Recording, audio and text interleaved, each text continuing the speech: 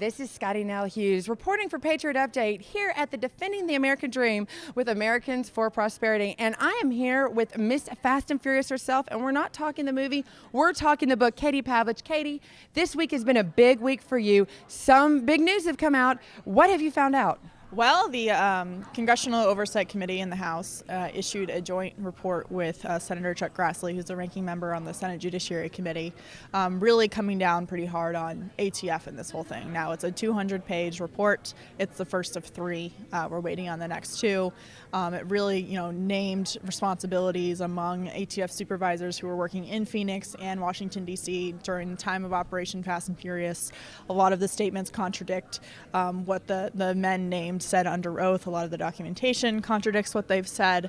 And also, it really opened up even more evidence of this was a program that really had no respect for human life.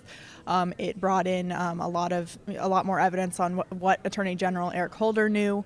There was discussion between the U.S. Attorney in Phoenix of bringing Eric Holder out to actually announce the indictments for the case of Fast and Furious.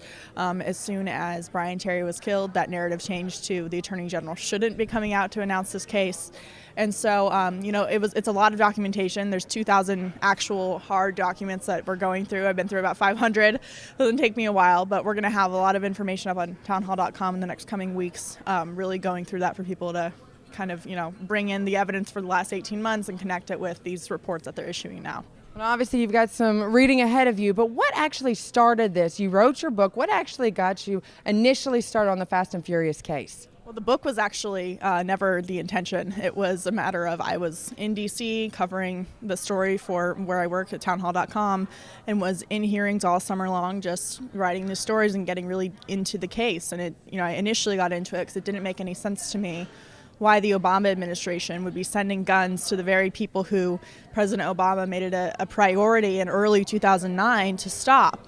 And so that was what really got me working on it. And it came down to Fast and Furious is such a detailed and complicated case that a book was necessary to at least lay the groundwork for who the players are, who was involved, different kinds of agencies, to really give people, the puzzle pieces and connect the dots for them. Because unless you're paying attention every single day, it's very difficult. It was a huge case. What is the next step? You mentioned obviously the revelations from this week. What do you see foreseeing obviously up until the November elections? And what do you think, what is your personal ultimate goal with this? Obviously you have a lot invested into this case at this point. I just think that there's a few basic questions that need to be answered. Who knew about this and when, and who authorized it? If you can't get justice from the Justice Department, you're not going to get it anywhere, and that's a very scary thing. In the United States, our legal system really makes this exceptional in the world, and it's important to keep people inside the legal system, especially in Washington, D.C., accountable for what they do. Now, in terms of what's next, President Obama asserted executive privilege over documents that Eric Holder has been asked to turn over to the Oversight Committee. That will go before a judge here shortly. A civil contempt suit will be filed with a civil court, will go before a judge, and Eric Holder will be told by a judge whether or not he has to comply with a 22-part subpoena that was issued almost a year ago now. And so we're waiting on that. But also, the report that came out this week showed heavy involvement. We already knew that Homeland Security was involved, but the report really details just how involved they were. And so there are many other agencies that need to be looked into and what their roles were. So it's almost like we're just getting started. We're at halftime here. Do you really think that we're going to get anything out of the Obama administration considering justice and within the Justice Department? Do you really think that we can actually believe that we're going to get the truth? Maybe not the whole truth, but I really have to believe that we'll get justice, because this isn't a matter of losing taxpayer money, which is horrible, but this is a matter of hundreds of people being killed as a result of a government program.